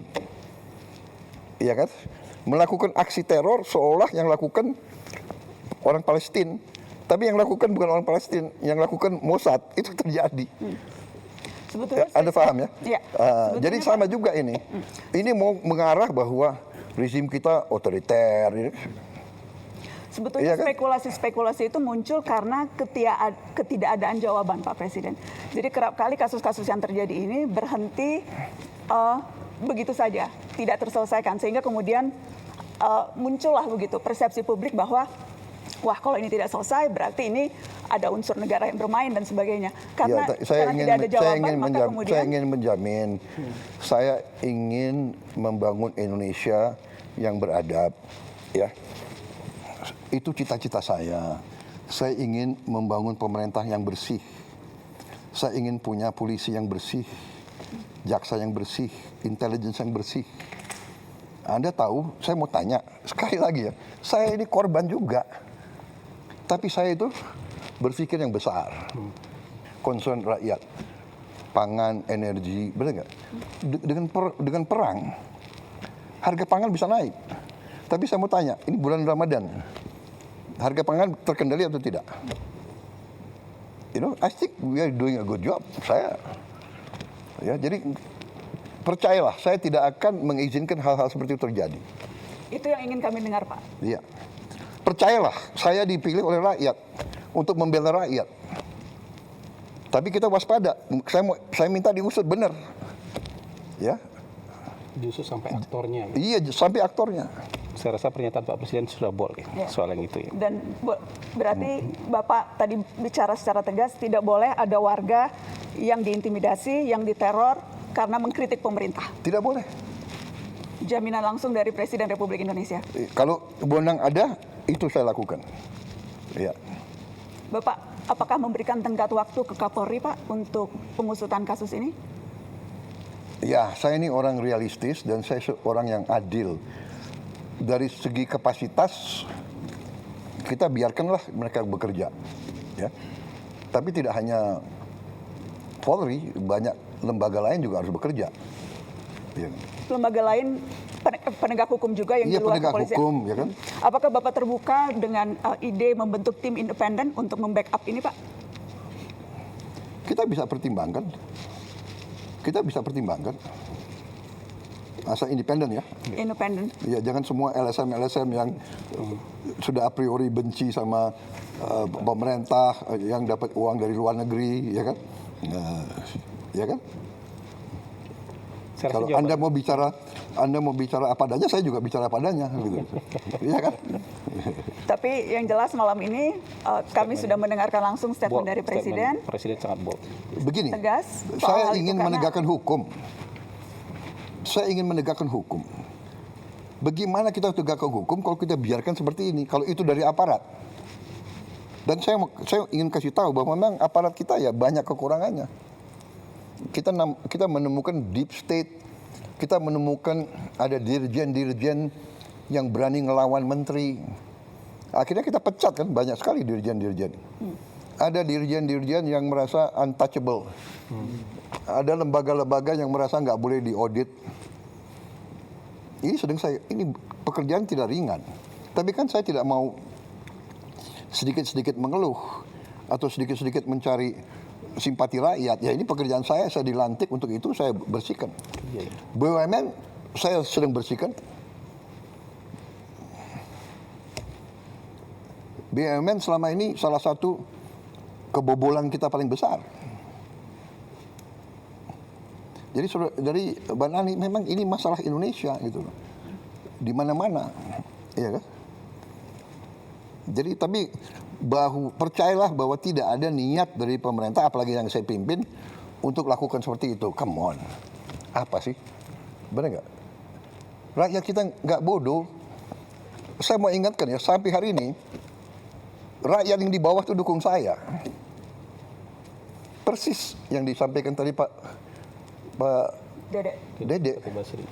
Iya kan, kalau memang rakyat tidak suka sama saya, bisa turun ke jalan rame-rame. Tapi mereka tahu, kalau rusuh, semua negara yang rugi. Mau ganti saya, tunggu dong 2029. Jadi negara yang beradab ya. Sabar ya. Iya, sabar. Tapi yang saya lihat ya, Mbak Nana harus objektif juga ya, sebagai seorang tokoh, bahwa destabilisasi, disinformasi itu bagian dari bernegara. Jadi ada negara-negara tertentu yang punya keahlian di situ, regime change, color revolution, come on. Masa Anda nggak pernah baca, nggak pernah lihat, ya kan? Asia Tengah. Apakah Bapak membaca kritikan-kritikan yang dilontarkan baik oleh pengamat yang Bapak sebut tidak patriotik seperti tadi pertanyaan Mbak Eno, atau dari orang-orang yang memang selama ini kritis terhadap pemerintah, itu semuanya bermuara pada keinginan untuk regime change, Pak Presiden? Tidak semuanya, saya tidak pernah katakan semuanya. Sebagian Tapi besar. ada, oh jelas ada. Ya kan, jadi begini. Bagaimana Bapak membedakan itu, Pak? Mana yang menurut Bapak memang ini sudah keluar jalurnya, sudah saya ingat begini. istilah Bapak makar waktu dulu bulan Agustus ada demo, dan mana yang memang ya ini sesuatu yang, Ya kan, yang wajar. Jelas waktu Agustus ya jelas makar, dia mau bakar gedung DPR, kantor gubernur, institusi pemerintahan mau dibakar, dia semakar, bikin kerusuhan, bawa bom molotov, ya kan? Tidak ada LSM yang ribut soal bom molotov. Banyak yang Ada yang protes nggak? menyampaikan, banyak Pak yang Jujur lah. protes, banyak yang Nggak, protes. come on, sudahlah. Banyak yang protes. Jujur, buka rekam jejaknya, rekam digitalnya. Tetapi Untuk dalam ya, round satunya kita cukupkan dulu ya. Enggak, biar aja. Biar aja, ayo silakan. Oh, iya, kata silakan. Bapak Presiden Ya, biar ya, biar ya. Oh hidup. iya, nggak apa-apa. Ini kesempatan Dalam- bagi saya jawab. Ini Boleh nggak? narik. Betul Pak. Oh iya. Terima kasih kesempatan. Ada yang ribut nggak soal bom molotov? Banyak Pak yang ribut. Aduh, Banyak come yang on, ribut. nggak objektif. Banyak yang Nggak ada. Bapak, dan- Ada yang ribut nggak gedung DPR mau dibakar? Banyak Pak, pemberitaan come media on. juga banyak soal itu. Nggak ada itu. Pemberitaan media banyak soal itu. Sedikit. Banyak yang mengecam. Iya, saya hormati itu, silakan. Tapi begitu bakar-bakar itu kriminal. Ya. Tapi kenyataannya Pak, ratusan yang ditangkap kemarin itu kebanyakan justru mahasiswa. Ada satu penelitian yang menyebut terbesar sejak zaman reformasi penangkapan yang terjadi pada mahasiswa dan aktivis, Pak. Tetapi provokatornya atau siapapun yang bertanggung jawab, aktor yang menyuruh dan sebagainya, itu tidak pernah terungkap, alih-alih dibawa ke pengadilan, Pak Presiden. Ya itu tantangan kita harus cari. Saya baru menjabat berapa tahun? 1,5 tahun. 1,5. Masih ada waktu untuk saya membuktikan? Kami tunggu pembuktian itu, Pak Presiden. Kami tunggu pembuktian itu. Iya. Hah? Jumlah koruptor yang saya tangkap berapa? Come on, ya kan? Percaya, saya sumpah untuk membela rakyat saya. Saya pertaruhkan jiwa saya berkali-kali. Saya tidak rela, saya tinggalkan negara ini nanti pada saat saya dipanggil Tuhan, saya tidak rela ini jatuh ke tangan maling-maling, bandit-bandit. Saya tidak rela. Baik, Pak. Ya. Dari Mbak Nana cukup dulu. Sebetulnya masih ingin panjang, cuma masih Nanti banyak round 2 ya, lain. nanti round 2 ya. Karena masih ada Bang Bosman Mardigu yang belum kebagian. Saya mau menjawab itu dengan sangat gamblang. Oh, sangat gampang. Saya senang. Terima kasih, Apa Bapak. saja. Ya. Kalau boleh, saya ingin menyampaikan satu pertanyaan terkait tadi komunikasi. Tapi saya kira Pak Mardigu Bang belum. Mardigu dulu ya. Bang Mardigu udah nahan. Siap. Udah nahan dari tadi. Soalnya ini orang baru ini. Sabar Pak. Iya. Puasa. udah. Kayaknya tadi mengumpulkan semua pertanyaan-pertanyaan mau dirangkum jadi sebuah pertanyaan yang Enggak apa-apa, silakan. Debat itu bagus, ya kan? Terima Silakan. kasih Pak Presiden Bang yang Mardigu. terhormat. Ini undangan pertama saya ke sini, mudah-mudahan bukan yang terakhir Pak. Jadi bagi saya blessing sekali ketemu Bapak, saya bisa mengungkapkan banyak hal. Di sosial media saya sangat Ya. aktif sekali dan sangat banyak data yang saya perlukan dan data dari Bapak yang tentunya saya perlukan. Dan saya bertanya tentang geopolitik, di mana kapasitas saya lagi minatnya di sana. Bapak melakukan melaksanakan mukadimah itu melakukan perdamaian dunia, karena salah satu di undang-undang kita di Mukadimah adalah menjalankan perdamaian dunia, dan Bapak sering mengajukan menjadi juru damai. Tapi kita tahu Pak, juru damai itu kita harus punya alat tekan Pak. Kita juga punya alat tawar atau apa istilahnya, bargain power atau deterrent power Pak, gitu ya. Nah, sewaktu Bapak join BOP, alat tekan kita apa Pak? Alat tawar kita apa Pak? Karena waktu itu belum perang, Israel dan Amerika belum perang. Sekarang sudah perang Pak. Nah, yang saya tetap fokus, selama Bapak punya alat tawar, kita bisa menjadikan tool itu sebagai penekan untuk perdamaian. Tapi kalau tidak ada Pak, apakah Bapak masih akan terus bertahan di BOP karena udah jadi board of war, atau bagaimana Pak? Baik, terima kasih. Jadi saya jelaskan ya. Saya jelaskan dalam konteks situasi sesudah 7 Oktober tahun 2023.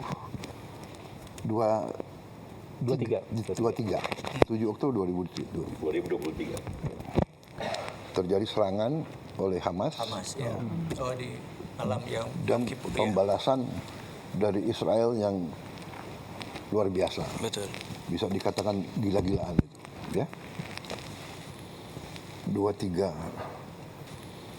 Oktober 2023 Bapak. Jadi 2024, 2025 Terus. dihabisin rata Gaza. 80% rata. 70.000 diperkirakan mati. Orang tua, perempuan, anak kecil tidak bersenjata. Apa yang kita bisa buat untuk hentikan itu? Kita coba dengan segala cara, ya. Akhirnya kita dengan berbagai cara kita negosiasi, kita kirim bantuan. Indonesia termasuk yang paling banyak kirim, termasuk ya, salah satu. Tapi yang lain negara-negara Arab yang kaya-kaya juga pasti kirim bantuan yang lebih banyak ya. Tapi kita kirim Hercules banyak sekali. 3 Hercules pasar. Kita kirim kapal rumah sakit 2. Nah, di situ negara-negara Arab dan yang berurusan itu akhirnya kan sebagian dari mereka punya hubungan baik sama Presiden Trump Amerika. Mereka semua mendesak Amerika, tolonglah hentikan penghancuran Gaza ini. Dan saya di berbagai forum saya juga mengatakan bahwa di sini adalah the moral decline of the West.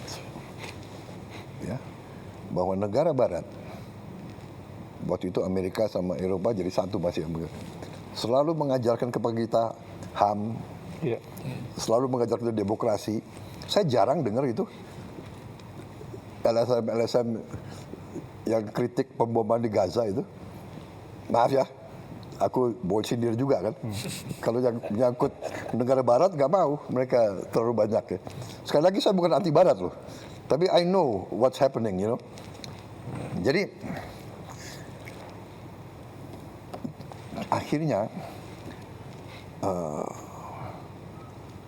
Presiden Trump itu tadinya dia punya cita-cita ingin menjadi presiden yang bawa perdamaian. Betul. Ada Abraham Accords. Iya, iya. Dia sangat mengharapkan dia bisa menyelesaikan masalah-masalah dan dia bisa dapat Nobel Peace Prize. Nah, ini oleh rekan-rekan kita negara-negara Arab waktu itu dan Muslim bahwa kita ingin mendorong Presiden Trump untuk bisa neken Israel untuk hentikan. Karena kalau kita buka terbuka, kalau kita bisa terbuka, hanya Amerika yang bisa nahan Israel. Kemudian waktu di sidang umum PBB di bulan September tahun 2025 kalau tidak salah ya. Ya. Saya muncul karena UNGA. saya pembicara ketiga habis Lula, Brazil, Trump, saya. Di situ saya sangat tegas dan juga hari sebelumnya saya juga bicara di forum yang dipimpin oleh Prancis, Emmanuel Macron. Dan di situ negara-negara barat banyak yang umumkan mengakui Palestina. Ini terobosan besar. Ya. Kalau tidak salah Prancis umumkan, ya kan? Inggris umumkan, banyak negara. Ini terobosan ini. Terobosan luar biasa. Karena semua mau neken supaya Israel hentikan itu. Nah, di situ juga saya tegaskan lagi bahwa the only solution is two-state solution. Sesudah pidato saya, berapa jam kemudian, 8 negara Muslim diundang oleh Donald Trump. Arab Saudi, Uni Arab Emirates, Yordan, Turki, Pakistan, Qatar. Ini fotonya ini. Ya. Sama Jordan, Pak. Iya, sama Jordan.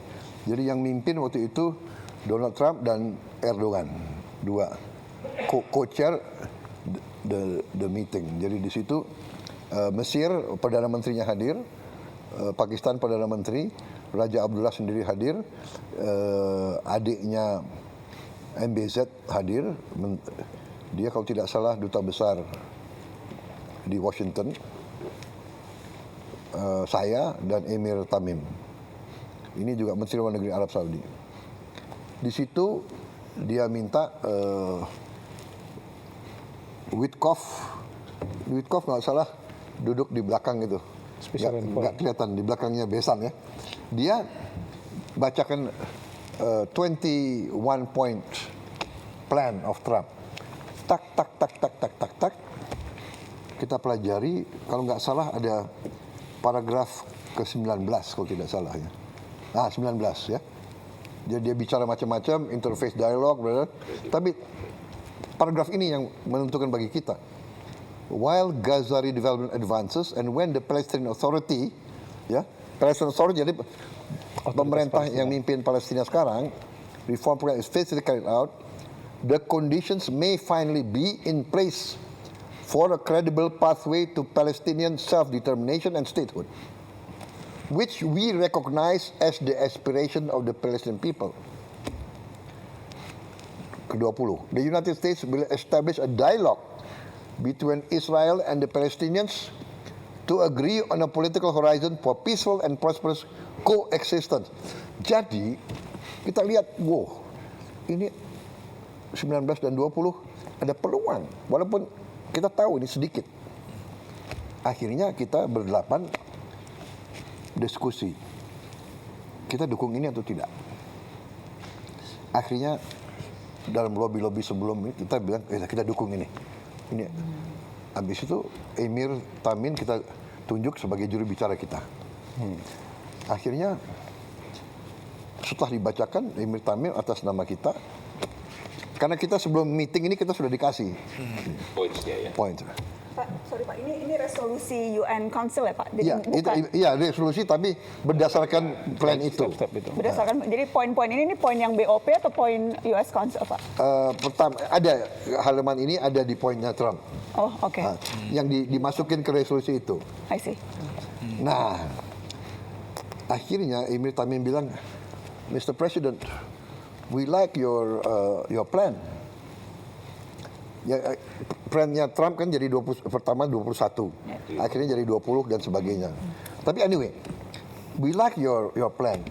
But the problem is not us. The problem is Prime Minister Netanyahu of Israel.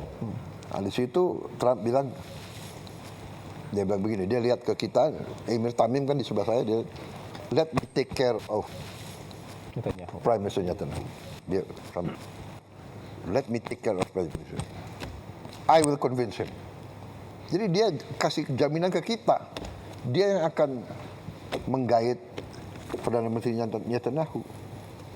Dan benar, ini kalau nggak salah pertemuannya hari Rabu atau Kamis, Perdana Menteri Israel datang hari Senin dan akhirnya dipanggil ke White House dan akhirnya dia juga terima masalah ini. dalam perjalanan terjadilah gencatan senjata. Ya. Terjadilah gencatan senjata pertama kali. Akhirnya berkuranglah penderitaannya rakyat Gaza. Yang tadinya ribuan mati, akhirnya total dalam 1 tahun gencatan senjata, ya ada pelanggaran, ada mati 600 sampai 700 orang. Yang darinya ribuan tiap minggu. Kemudian buka Rafah, ribuan truk masuk. Bantuan. Ya sekarang ada 4.200 truk tiap minggu. Kalau tiap truk itu 10 ton, 20 ton ya. Pokoknya sekarang diperkirakan semua rakyat Palestina dapat makan. Bisa diselamatkan. Ini fokus. Tiba-tiba ada konsep Board of Peace, ya kan?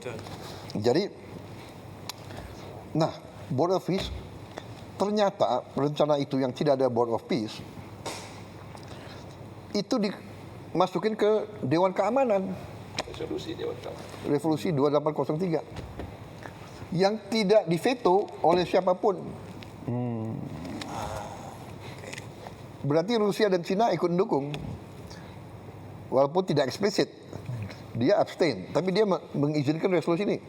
Nah, itu syarat kita. Jadi syarat saya dari awal, saya akan ikut dalam proses perdamaian. Indonesia siap menyumbang pasukan perdamaian asal disetujui oleh PBB. Akhirnya Board of Peace disetujui oleh PBB. Nah, kita tanya lagi 7 negara Muslim lainnya, bagaimana? Akhirnya kita ambil kesimpulan begini. Kalau kita di dalam, mungkin kita bisa pengaruhi dan membantu rakyat Palestina. Kita tahu, tidak gampang. If we are inside, maybe we can help. Dukung rakyat Palestina. Kalau di luar, Pasti nggak bisa. we cannot do. Jadi akhirnya kita putuskan, kita masuk. Oke. Kemudian itu statusnya. Dan saya mengatakan selama kita di dalam BOP bisa bantu perjuangan rakyat Palestina, kita akan berusaha. Begitu kita ambil kesimpulan, tidak ada harapan, dan kontraproduktif, kita menilai kita habis waktu, habis energi, dan tidak menguntungkan kepentingan nasional bangsa Indonesia, kita keluar. Itu kesepakatan kita bertujuh, tapi saya sudah ambil keputusan. Saya tidak akan nunggu yang 7 negara lain. Kalau saya ambil keputusan, kalau saya ambil kesimpulan tidak ada manfaat, mereka sudah tahu saya akan keluar. Ya, jadi saya setuju benar sama yang dikatakan Pak Mardigu. We must have leverage. Kita harus ada posisi tawar. Saya tidak tahu kenapa Indonesia diajak. Kita agak jauh. Tapi mungkin karena kita dianggap salah satu negara Muslim yang besar. Ya, Turki besar, Pakistan besar. Walaupun kita jauh dari situ, kita diajak. Jadi ya saya menjalankan perjuangan bangsa Indonesia dari dulu. Kita selalu membela kemerdekaan Palestina. Dan itu mereka tahu. Dan saya selalu katakan dalam pembicaraan saya dengan tokoh-tokoh Barat, kita akan ikut. Dan kita siap kirim pasukan perdamaian, asal saya bilang, semua pihak setuju keterlibatan Indonesia. Pertama, tokoh-tokoh Palestina. Kedua, semua negara yang terlibat. Mesir, Yordan. Saya katakan tidak hanya Mesir, Yordan, dan bagi saya bilang, Mesir, Yordan, saya juga minta didukung oleh Arab Saudi, Qatar, UAE. Itu mitra-mitra kita kan yang baik. Dan saya juga mengatakan, de facto, Hamas harus menerima kita. Itu saya sampaikan. Karena we want to be a peacekeeping force. Kemudian oleh mereka, kita yang ikut di Board of Peace, itu dikasih kelonggaran. Namanya keterlibatan tiap negara diberi kesempatan sesuai dengan national caveats. Jadi keberatan-keberatan nasional boleh dihormati. Jadi kalau Board of Peace punya banyak kegiatan, negara X, kami mau ikut yang ini, kami nggak mau ikut yang ini. Itu boleh. Ikut serta dalam pasukan perdamaian juga begitu. National caveats. Kita tegas, kita tidak mau terlibat dalam aksi militer terhadap Hamas. Satu. Kedua, kita tidak mau terlibat dalam mengambil senjata di weaponization dari Hamas. Kita tidak mau ikut. Yang kita mau adalah menjaga rakyat sipil dari serangan manapun. Itu komitmen kita. Setelah terjadi perang begini, kita konsultasi, tapi de facto-nya adalah everything on hold. Ya, saya sudah umumkan. Menteri Luar Negeri sudah umumkan bahwa sekarang kita tangguhkan on hold. Kita tangguhkan semua sampai penjelasan lebih jelas. Ya, kalau memang tidak ada suasana damai, bagaimana kita terlibat? Ya, itu pertama. Tapi sekali lagi kita harus hitung benar apa yang bisa kita buat bantu rakyat Palestina. Karena kita memang sangat diharapkan. Rakyat Indonesia, bangsa Indonesia sangat diharapkan oleh orang Palestina. Bantuan kita, makanan kita, bantuan dari Basnas kita luar biasa, besar sekali. Kita siapkan Hercules, tapi barang-barangnya kan dari Basnas, dari rakyat Indonesia itu besar sekali pengaruhnya. Jadi situasi itu, Pak Mardigu. Jadi kita lihat, tapi ya akhirnya sekarang kita harus bertindak dengan sangat hati-hati. Jadi di hold dulu Pak ya? Oh jelas, sudah saya umumkan udah dari minggu lalu. Jadi hold pasukan perdamaian atau bantuan ya Pak? Karena kan Pembicaraan kayaknya ya Pak. Makan kan tetap diperlukan Pak. Iya. Kalau enggak kelaparan lagi kan ya. Kalau bantuan Ya, yang kita hold adalah pasukannya ya. pasukannya. Tapi bantuan pangan, rekonstruksi kan Ya saya kira itu jalan harus terus. jalan ya. Oke. Ketika Bapak bilang akan ada indikator yang Bapak gunakan untuk memutuskan apakah masih bermanfaat atau tidak posisi kita di dalam BOP, Pak. Iya. Apakah perang yang dimulai oleh Israel dan Amerika ini tidak bisa jadi indikator untuk kemudian memutuskan ya memang Board of Peace tidak lagi sesuai namanya karena bahkan justru memulai peperangan. Apakah itu indikator yang tidak cukup kuat untuk membuat Bapak memilih Iya, keluar? itu salah satu indikator yang sangat kuat. Tapi sekali lagi kan kita masih sinkronisasi dengan beberapa mitra-mitra kita di situ. Kita akan nanti tanya pendapat Mesir, Yordan, Turki dan sebagainya. Ya. Ya, kalau saya boleh usul Pak, ini kan penting sekali, karena kan semua orang juga bertanya soal ini.